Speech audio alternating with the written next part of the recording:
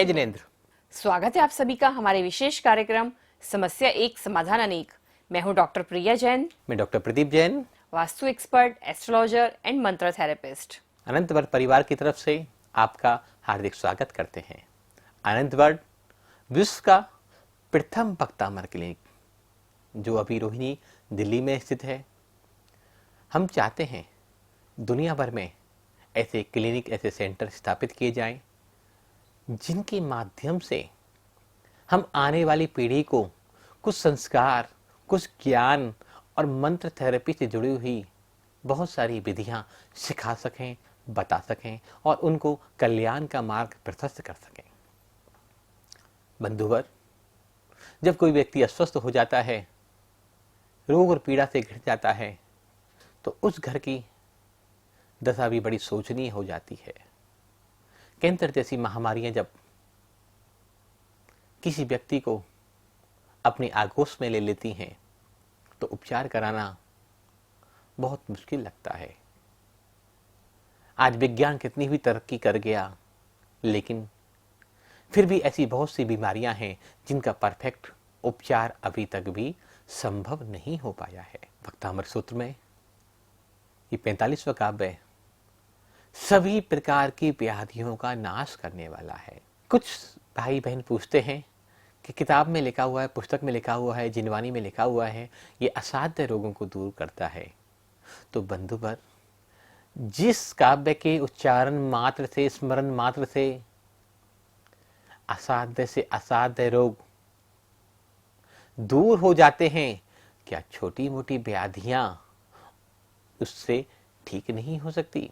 जिस काव्य के स्मरण से अनंत जन्मों के पापों का क्षय हो जाता है, जिस काव्य की रिद्धि के माध्यम से हमें सर्वोच्च अमृत जैसा सुख प्राप्त हो जाता है, जिस काव्य के मंत्र के माध्यम से हमारे शरीर के सारे रोग और कष्ट मिट जाते हैं, क्या खांसी, जुकाम, बुखार, टीबी, बीपी, शुगर, क्या उस काव्य के प्रभाव से रुके रहेंगे? विचार नहीं है ये। आप स्वयं सोचें, क्या ऐसा संभव है कि कैंसर तो ठीक हो सकता है लेकिन बुखार ठीक नहीं होगा?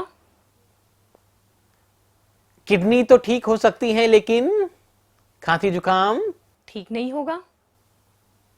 पैरालिसिस तो ठीक हो सकता है लेकिन सिर दर्द ठीक नहीं होगा? ऐसा कैसे संभव है? हमें स्वयं इसके बारे में विचार करना चाहिए। और ये विचार हम क्यों नहीं कर पाते? क्योंकि हमने इसको जाना नहीं, समझा नहीं, पढ़ा नहीं। और अज्ञानता का ये जो कारण है, यही सारे दुख का कारण है।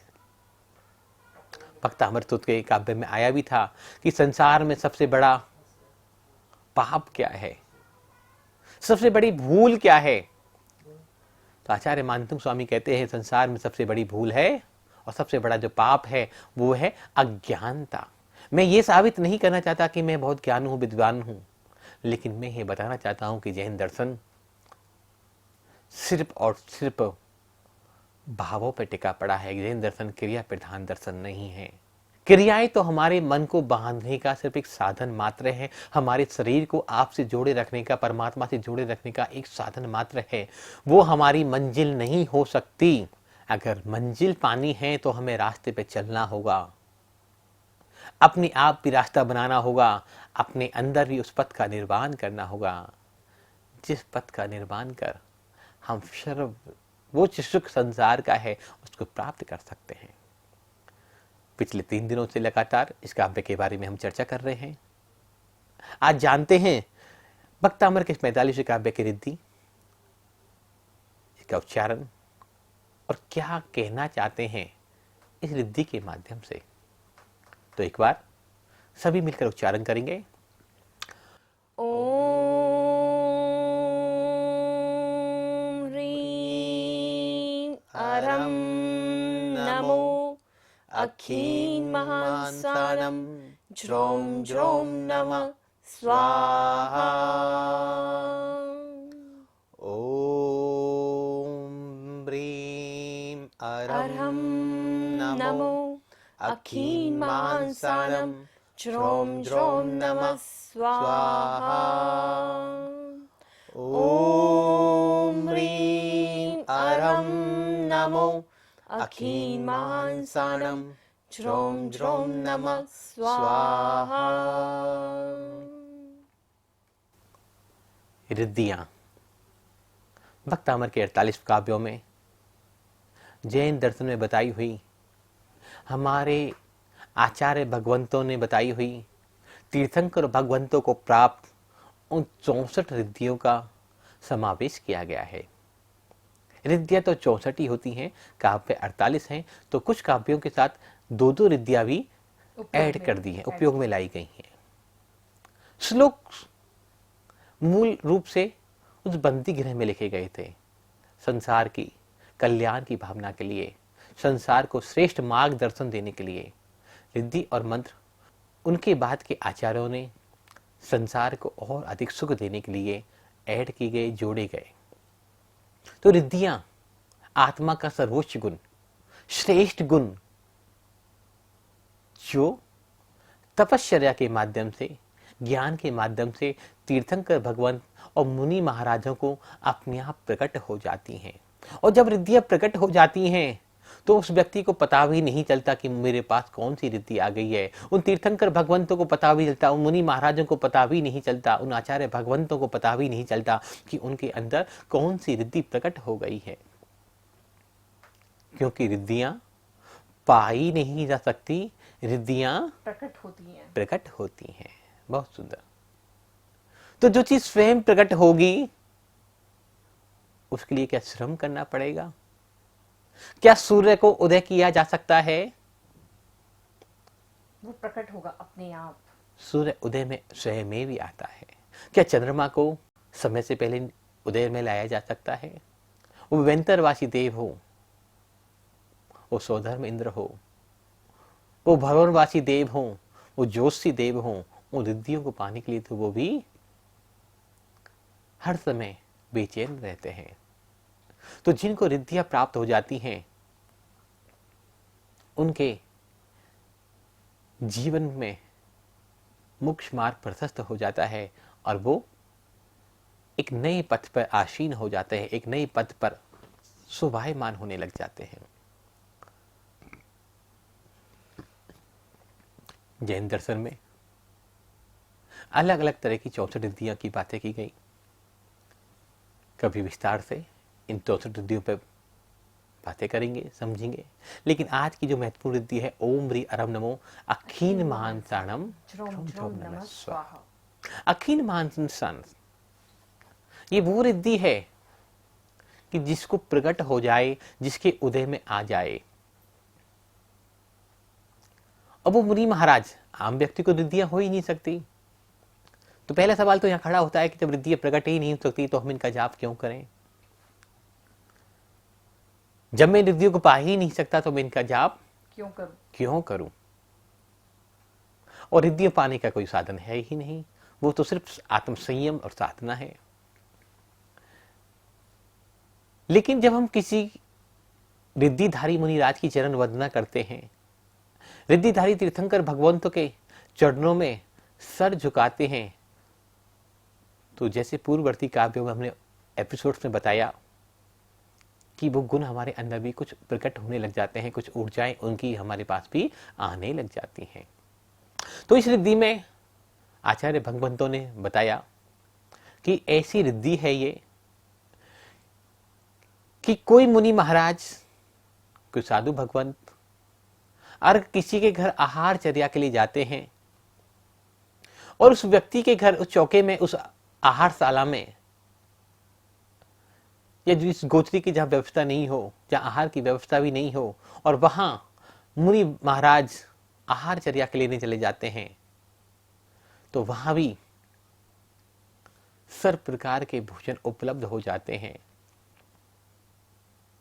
और नीरस रूखा सूखा भोजन भी, अगर रूखी रोटी भी बिना नमक और मिष्ठान और रसों का, बिना रसों के बिना भी किसी मुनि महाराज के हाथों में अगर डाल दी जाए, अगर उन मुनि महाराज को वो रूखा सूखा भोजन भी आहार में दे दिया जाए, तो उन मुनि महाराज जिनके पास ये रिद्धियां होती है, अखिन मानस शानस रिद्धि जिनके पास होती है, उनके हाथों में रखा हुआ रूखा सूखा भोजन भी अमृत तुल्य हो जाएगा, उच्च रसों से संयुक्त हो जाएगा।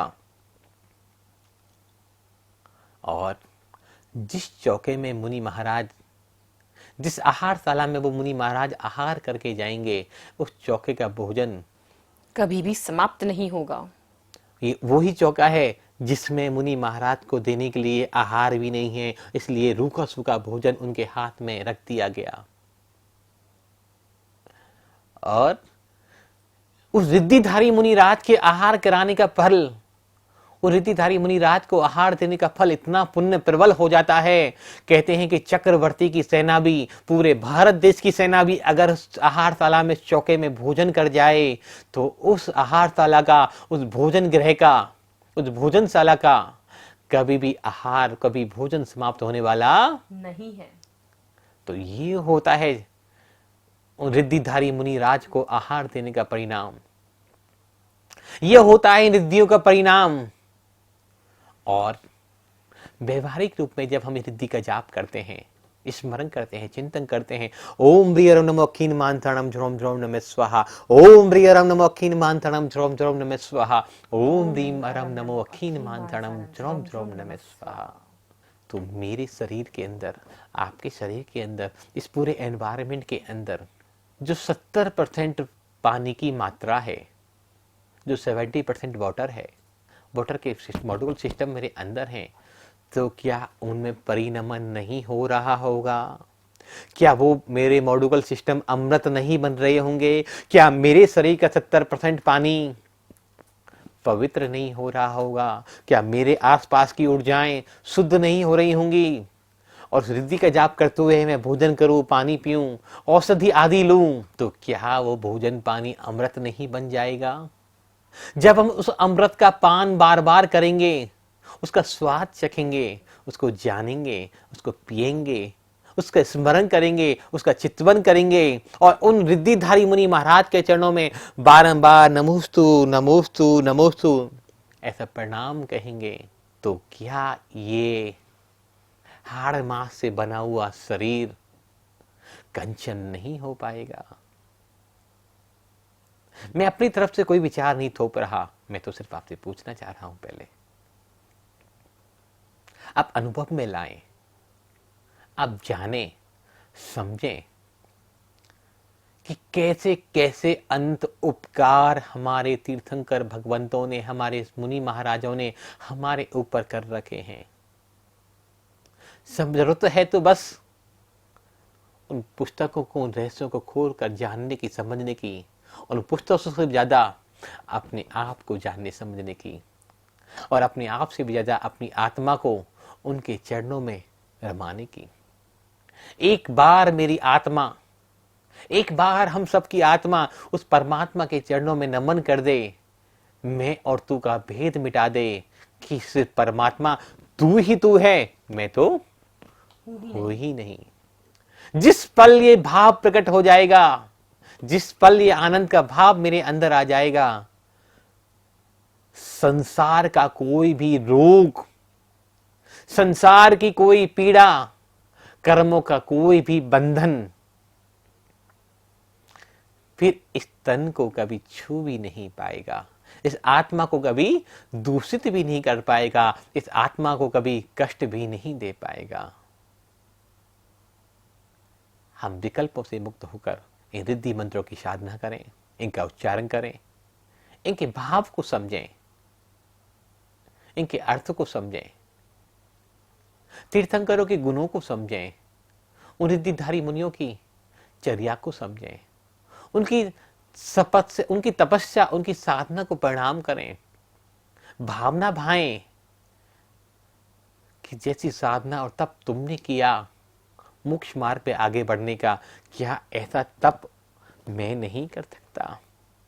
कभी सवाल पूछे अपने आप से, सुबह भोजन किया था, सुबह ब्रेकफास्ट भी किया था, अब ऐसी कौन सी आवश्यकता पड़ गई शरीर को कि मेरा कौन से कर्म का उदय आ गया कि मुझे शाम को फिर भोजन करना पड़ रहा है, फिर मुझे भूख लग रही है, फिर मेरी क्षुधा शांत नहीं हो पा रही है।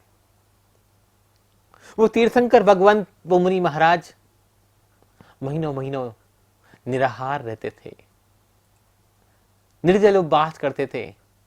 कहते हैं भगवान महावीर ने अपनी पूरे 12.5 साल की साधना में 365 समय भोजन किया, बाकी तो उपवास ही किया।